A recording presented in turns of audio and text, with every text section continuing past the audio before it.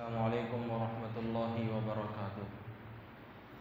جو حضرات سنت و نوافل سے فارغ ہو چکے ہیں تھوڑا سا قریب تشریف لا لیجئے۔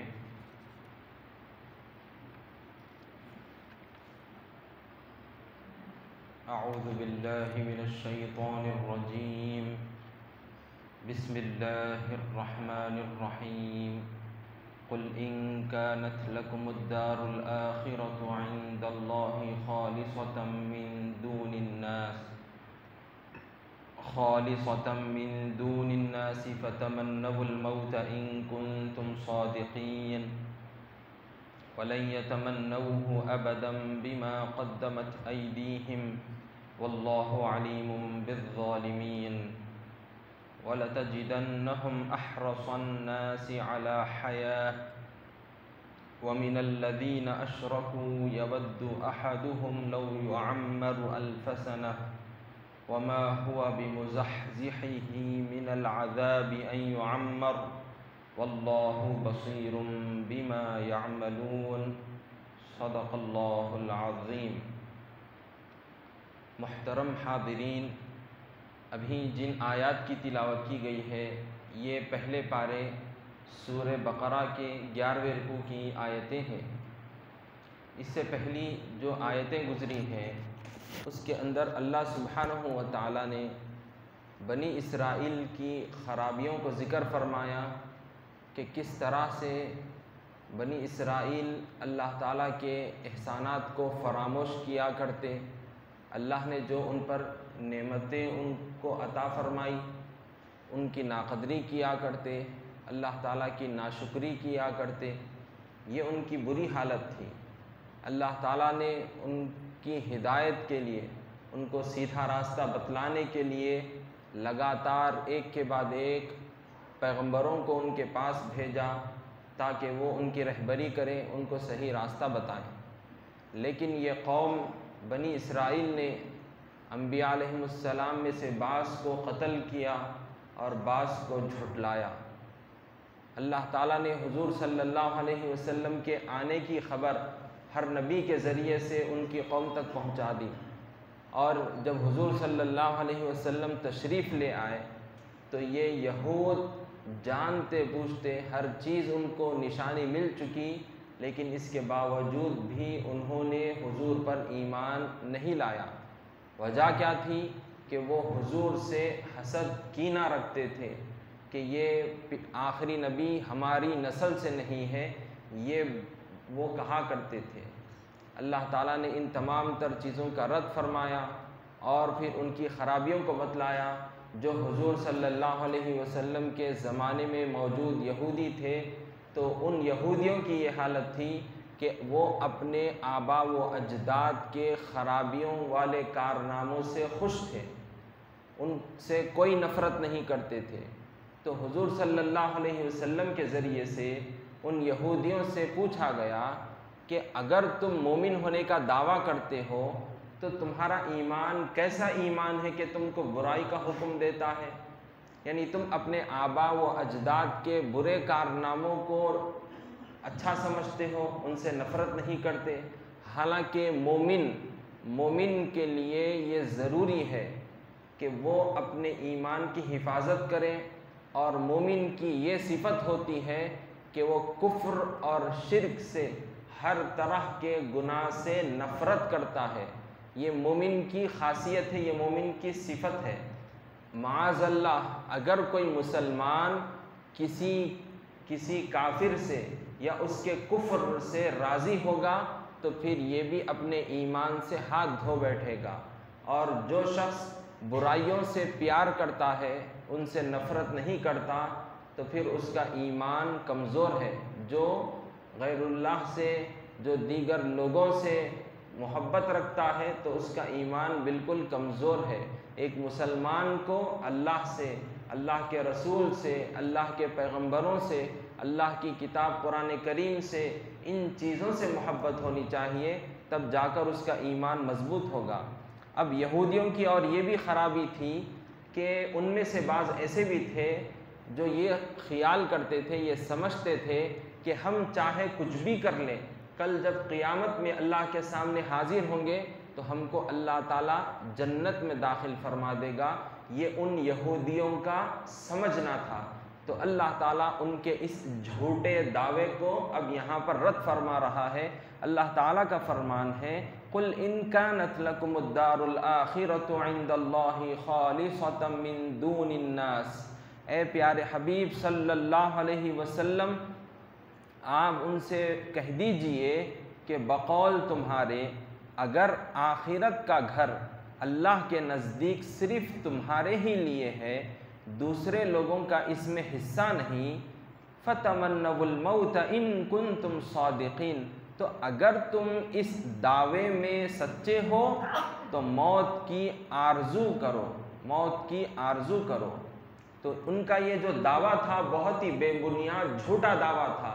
وہ سمجھتے تھے کہ ہم چاہے کچھ بھی کر لیں جنت میں جائیں گے۔ تو اللہ تعالیٰ فرما رہا ہے، اگر تمہارا یہ دعویٰ ہے تو تم موت کی تمنا کرو، یہ دنیا میں مصیبتیں کیوں جھیل رہے ہو؟ آخرت کی زندگی تو سکون کی زندگی ہے، اس کو حاصل کرو اور مرنے کی تمنا کر لو۔ یہ ان کو حکم دیا جا رہا ہے۔ اب دیکھیے ان کی یہ حالت ہے، اور ان کا یہ جو جھوٹا دعویٰ ہے وہ بالکل کھوکھلا اور بے بنیاد ہے، کیونکہ جب دعویٰ کریں تو اس پر دلیل بھی ہونا ہے۔ تو بطور دلیل کہ ان کو یہ چیلنج کیا جا رہا ہے کہ تم مرنے کی تمنا کرو، تم موت کو گلے لگا لو، تم مر جاؤ اور سکون کی زندگی بسر کر لو۔ تو بتلایا جاتا ہے کہ انہوں نے، ان یہودیوں نے اس چیلنج کو ہرگز قبول نہیں کیا، نہ ہی مرنے کی تمنا کی، نہ ہی موت کی دعا کی انہوں نے۔ اگر موت کی تمنا کرتے یہودی تو احادیث میں آتا ہے کہ اسی وقت سارے کے سارے یہودی مر جاتے، لیکن ان کا دعویٰ خود جھوٹا تھا، ان کو خود ڈر تھا، اس وجہ سے انہوں نے اس چیلنج کو قبول نہیں کیا۔ تو اللہ تعالیٰ ان کے اس کھوکھلے پن کو ظاہر فرما رہا ہے، وَلَن يَتَمَنَّوْهُ أَبَدًا بِمَا قَدَّمَتْ أَيْدِيهِمْ وَاللَّهُ عَلِيمٌ بِالظَّالِمِينَ۔ تو بتلایا جا رہا ہے کہ مگر ان برے اعمال کی وجہ سے جن کو ان کے ہاتھ آگے بھیج چکے ہیں، وہ ہرگز ہرگز موت کی آرزو نہیں کریں گے۔ واللہ علیم بالظالمین، اور اللہ ظالموں کو خوب جانتا ہے۔ تو اب یہاں پر دیکھیے کہ موت کی تمنا ان کو بطور چیلنج کے کہا گیا کہ تم جو آخرت کی زندگی کے دعوے دار ہو کہ سکون کی زندگی ہمارے ہی نصیب میں ہوگی، کل قیامت میں ہمارا حشر اچھا ہوگا۔ تو اب ان کو جو موت کے متعلق چیلنج کیا گیا تو انہوں نے اس کو قبول نہیں کیا اور موت کی آرزو نہیں کی۔ اور پھر اب یہاں پر ہمارے لیے بھی ایک اہم پیغام ہے، وہ یہ ہے کہ احادیث شریفہ میں آتا ہے کہ انسان، ایک بندے مومن زندگی کی مصیبتوں، تکلیفوں، پریشانیوں سے تنگ آ کر ہرگز ہرگز موت کی تمنا نہ کرے۔ ایک مسلمان کے لیے یہ زیب نہیں دیتا کہ وہ مشکلات سے گھبرا کر موت کی دعا کرے، یہ مسلمان کے لائق نہیں ہے۔ اگر اتنا ہی مجبور ہو جائے، اتنا ہی مجبور ہو جائے تو وہ اس طرح سے دعا کرے کہ حضور نے یہ دعا بتلائی ہے کہ اے رب العالمین، جب تک میرے نصیب میں زندہ رہنا فائدہ مند ہے تب تک مجھ کو زندہ رکھ، اور جب میرے حق میں موت بہتر ہے تو اس وقت موت مجھ کو عطا فرما۔ مسلمان کو اگر دعا کرنا مجبوری اگر اس کی بن گئی ہے تو لہٰذا موت کے متعلق اس طرح سے دعا کرے کہ مولا جب تک میرے نصیب میں زندہ رہنا فائدہ مند ہے، بہتر ہے، تب تک مجھ کو زندہ رکھ، اور جب میرے حق میں موت بہتر ہے، موت فائدہ مند ہے تو اس وقت مجھ کو موت عطا فرما۔ تو مجبوری کی صورت میں یہ دعا کرنا ہے، ورنہ کیسے سے کیسی مشکل آ جائے، کیسے سے کیسے بیماری آ جائے، کوئی بھی لاس ہو جائے، کچھ بھی ہو جائے، ایک مسلمان کے ساتھ مشکل گھڑی کیسی بھی آ جائے، اس کو ہمت نہیں ہارنی چاہیے، اللہ کی رحمت سے ہرگز مایوس نہیں ہونا چاہیے، کبھی بھی ان مصیبتوں سے گھبرا کر، تکلیفوں سے گھبرا کر موت کی تمنا ہرگز ہرگز نہ کرے۔ اب رہا مسئلہ بعض اللہ والوں نے جو دعائیں کی ہیں، تو وہ بتلایا گیا ہے کہ وہ موت کے متعلق جو انہوں نے دعائیں کی ہیں کہ ایک اللہ والے کو اللہ سے ملاقات کا بڑا شوق ہوتا ہے، ایک اللہ والے کو اللہ سے ملاقات کا بڑا شوق ہوتا ہے۔ اور اللہ سے ملاقات کب ہوتی ہے؟ جب وہ یہ دنیا چھوڑ کر دوسری دنیا میں رخصت ہو جاتا ہے۔ چنانچہ حضرت عمر فاروق رضی اللہ عنہ یہ دعا فرمایا کرتے تھے، مصیبت سے تنگ آ کر ہرگز نہیں کیے، بلکہ اللہ کے دیدار کے شوق میں، اللہ کی بارگاہ میں جانے کے شوق میں، محبت میں، اللہ کی محبت میں یہ دعا کرتے تھے۔ ہرگز کوئی یہ گمان نہ کرے کہ مصیبتوں سے تنگ آ کر کیے ہیں، ہرگز ایسا نہیں، بلکہ اللہ کی محبت میں، اللہ سے ملاقات کے شوق میں یہ دعا کرتے تھے، اللہم ارزقنی شہادتا فی سبیلک واجعل موتی فی بلد رسولک۔ اے اللہ مجھ کو تو اپنی راہ میں شہادت نصیب فرما، اور اپنے پیارے رسول حبیب کریم صلی اللہ علیہ وسلم کے شہر مبارک میں مجھ کو دفن ہونا مجھ کو نصیب فرما۔ بالآخر اللہ تعالیٰ نے حضرت عمر فاروق رضی اللہ عنہ کی دعا قبول فرمائی، آپ کو اپنی راہ میں شہادت نصیب فرمائی۔ اور کہاں دفن ہے آپ؟ حضور صلی اللہ علیہ وسلم کے روضہ مبارکہ میں آپ دفن ہیں، حضور صلی اللہ علیہ وسلم کے پڑوس میں ہیں آپ، حضور کے بالکل قریب ہیں آپ کی قبر شریف۔ تو اس طرح سے آپ اللہ کی محبت میں یہ دعا کرتے تھے۔ اسی طرح سے حضرت خالد بن ولید رضی اللہ عنہ جس جنگ کے اندر شریک ہوتے تو وہاں پر کامیابی ہی کامیابی مل جاتی تھی۔ حضرت خالد بن ولید رضی اللہ عنہ ایسے طاقتور بہادر جنگجو تھے۔ آپ کا جذبہ کیا تھا؟ جذبہ شہادت تھا کہ میں اللہ کی راہ میں شہید ہو جاؤں، یہ محبت تھی۔ چنانچہ آپ دشمنوں کو ایسے للکارتے تھے، آپ فرماتے تھے کہ میرے ساتھ ان معی قوما یحبون القتل فی سبیل اللہ، میرے ساتھ ایسی جماعت ہے، میرے ساتھ ایسا لشکر ہے جو اللہ کی راہ میں شہید ہونے کو پسند کرتا ہے، جیسا کہ اہل فارس شراب پینے کو پسند کرتے ہیں۔ جو ایرانی تھے، جو اہل فارس تھے، فارس کے رہنے والے لوگ، ان کو شراب بہت پسند تھی، لیکن ایک مسلمان کو کیا چیز پسند ہے؟ اللہ کا دیدار پسند ہے۔ ایک مسلمان کو کیا چیز پسند ہے؟ اللہ کی راہ میں شہید ہونا اس کو پسند ہے۔ تو اس طرح سے صحابہ کرام کا، اللہ والوں کا یہ شیوا تھا، اللہ کی ملاقات کی خاطر وہ یہ دعائیں کرتے، یہ شوق رکھا کرتے تھے، اور اس طرح سے اپنی جان کو اللہ کی راہ میں قربان کرتے تھے، اپنے جان کو اللہ کی بارگاہ میں قربان کر دیا کرتے تھے، شہید ہو جایا کرتے تھے۔ ہرگز کوئی یہ نہ سمجھے کہ وہ مصیبتوں تکلیفوں سے تنگ آ کر ایسا کرتے تھے، ہرگز نہیں، معاذ اللہ، بلکہ اللہ کی محبت اور اللہ سے ملاقات کے شوق میں وہ عمل کیا کرتے تھے۔ اب ہم کو جو تعلیم دی گئی ہے، مصیبتوں سے تنگ آ کر ہرگز موت کی تمنا نہ کریں۔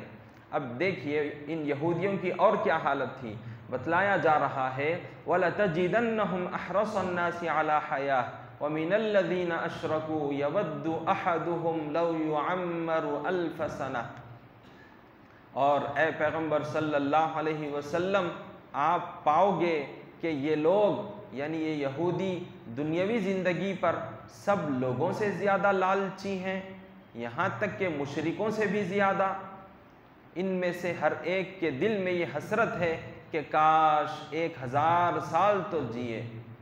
وَمَا هُوَ بِمُزَحْزِحِهِ مِنَ الْعَذَابِ أَن يُعَمَّرَ وَاللَّهُ بَصِيرٌ بِمَا تَعْمَلُونَ۔ اور اگر اتنی عمر ان میں سے کسی کو مل جائے تو حقیقت یہ ہے کہ لمبی عمر اس کو عذاب سے نہیں چھڑا سکتی، اور اللہ ان کے اعمال کو خوب دیکھ رہا ہے۔ مشرکوں میں بعض لوگ ایسے بھی تھے جو مجوسی تھے، آگ کی پوجا کیا کرتے تھے۔ وہ لوگ جب کسی سے ملاقات کرتے، جیسا کہ ہمارا اسلامی طریقہ یہ ہے کہ جب مسلمان ایک دوسرے سے ملے تو سلام کرتے ہیں کہ السلام علیکم ورحمۃ اللہ، یعنی اللہ آپ کو سلامت رکھے، آپ پر سلامتی ہو، ہم یہ ایک دوسرے کو دعا دیتے ہیں۔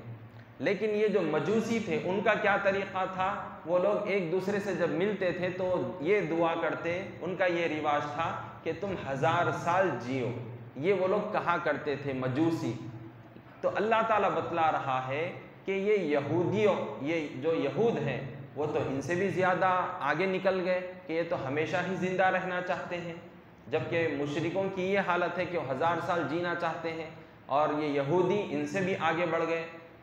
یعنی پہلے تو ان کا دعویٰ یہ ہے کہ ہم جنت میں جائیں گے، ہم آخرت کی زندگی میں بڑے خوش رہیں گے، ان کی یہ تمنا ہے، ان کا یہ خیال ہے، لیکن پھر دنیا میں جینے کی بھی بڑی تمنا رکھتے ہیں، زندگی میں ہمیشہ وہ لوگ آگے رہنا چاہتے ہیں اور ہمیشہ یہاں پر رہنا پسند کرتے ہیں، پھر یہ بھی بولتے ہیں کہ آخرت کی زندگی ہمارے لیے ہے۔ تو یہ دو باتیں کیسے جمع ہو سکتی ہیں؟ تو پتہ یہ چلا کہ یہود کا کہنا کہ آخرت کی زندگی ہمارے لیے ہے، یہ ان کا دعویٰ بالکل جھوٹا دعویٰ ہے، یہ بالکل جھوٹا دعویٰ ہے۔ اگر وہ اپنے دعوے میں سچے ہوتے تو یہ لالچ ان کے اندر نہیں رہتا کہ وہ دنیا میں ہمیشہ رہیں، اور چاہے وہ لمبی عمر پائیں دنیا کے اندر یا کم عمر پائیں۔ تو اللہ تعالیٰ فرما رہا ہے کہ ان کا دعویٰ بھی جھوٹا ہے، اور اگر وہ دنیا میں بھی رہنا چاہیں گے، 1000 سال رہنا چاہیں گے، کئی سال رہنا چاہیں گے، تب بھی وہ اللہ کے عذاب سے نہیں بچ سکتے، کیونکہ ان کے گناہ، ان کی نافرمانیاں حد سے بڑھ چکی ہیں، اور اللہ تعالیٰ ان کے اعمال سے باخبر ہے۔ جو کچھ بھی وہ کر رہے ہیں، اللہ تعالیٰ کو ہر کام کی ان کے متعلق خبر ہے۔